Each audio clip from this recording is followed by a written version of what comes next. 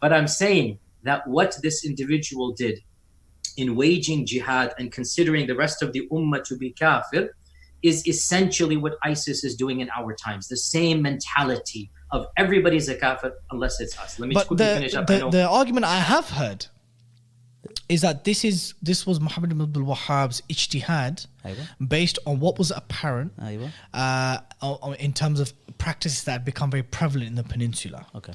But even then, I find it so difficult to understand how that could justify the death and destruction that took place. Okay. Let me give you one example to sort of highlight the massacres, and like I'd like to call it, him being the forefather of ISIS. Let me just give you one example that will shock you to your core from their own book, from their own testimony. Those who came after him had different mindset completely. Why not just deal with what actually took place historically? Yes. Yeah. So that's those who came usually after him, his grandchildren. So what actually did take place was that there was an armed rebellion against the Uthmani Khilafah.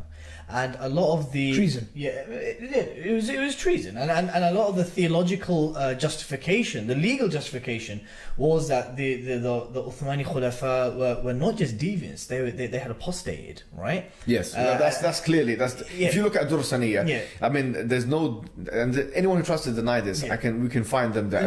There's references in abundance. In abundance. In abundance. But just as long as we're making clear that this is not, we're not talking necessarily about Ibn Taymiyyah, because that's someone that people invoke, and even Ibn Abdul Wahhab, there's a question mark around that. So we're talking about, because the Durr Saniyya is probably one of the best primary texts. I'm talking about the roots of this mindset. The roots of this mindset goes back to them periods. Yes, right? yes, for sure. So what I really want to see is responses to Hajj's content. Because whatever one wants to say about his content or his style, one has to admit that he's done his research. And now I think this is the word around town. That in the beginning, people, I said this to you before, they were not taking a lot of it seriously because of the delivery style, but because we've actually made an effort to be scrupulous academically, that now it's high time we get proper, sufficient responses direct responses for the things that you're doing. And to be honest with you, I'd like to see you. Tayyib, H. from Brownsville, Minnesota, also what to say to those who say Sheikh Mohammed bin Abdul Wahhab killed infant Muslims. I wouldn't say anything to them. I'm sure he fought and killed people.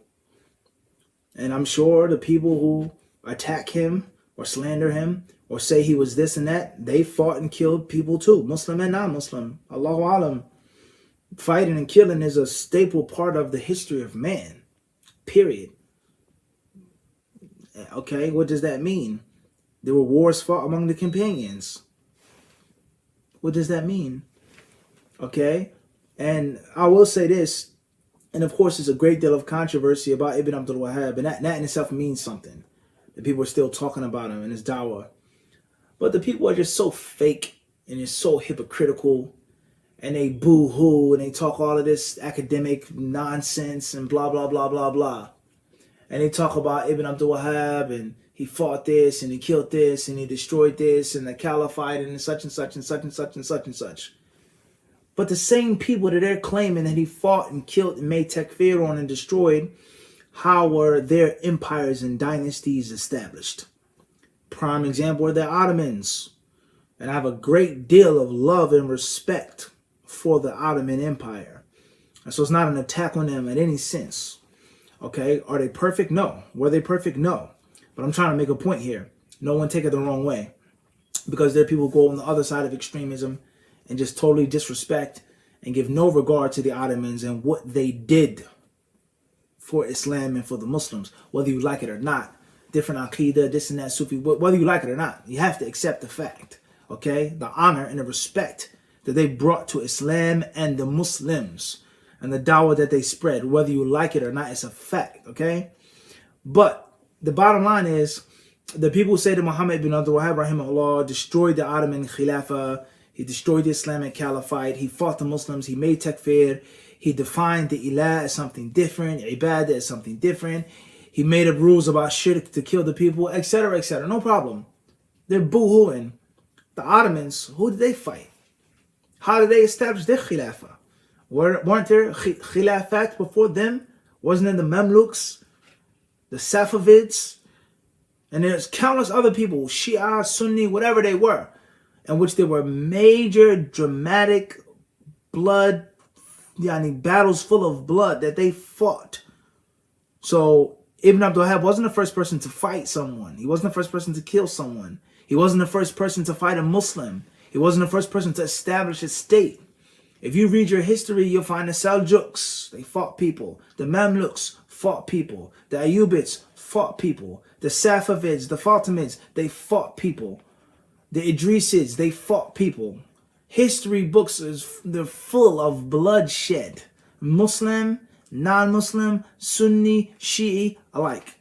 So get out of here with your fake academic nonsense and your hypocrisy, acting like Muhammad ibn Abdul Wahhab is the first person to declare someone a kafir. And he's the first person to fight. And he's the first person to establish. And he's the first person to break off. There were countless schisms among the Muslims. There were countless different fragmentations of the Muslim world in Egypt and Syria and in the Levant, way before Ibn Abdul Wahhab was even thought about. So get out of here. Okay, trying to marginalize Ibn Abdul Wahhab and put him in a corner like he's the bad guy and the only one in history to do that. All right? So if you read your history, if you read the history, the true history, you'll find all of this stuff laid out. So whether Ibn Abdul Wahhab was right or wrong in fighting, killing, making takfir, regardless, Ibn Abdul Wahhab was not the first nor the last Muslim to fight for what he believed was correct. Whether he was right or wrong is between him and Allah, the Mighty and the Most High. But don't call your hypocritical, one-sided discussion academic, because it's not academic and it's not keeping it real. And the people that you claim to support and say that the Khilafah was stolen from them by Ibn Abdul Wahhab, they're the same people that fought and killed other people in other empires and other dynasties. And last but not least is the people who always claim and talk about the Ottomans, there was the last Khilafah of the Muslims, they were destroyed.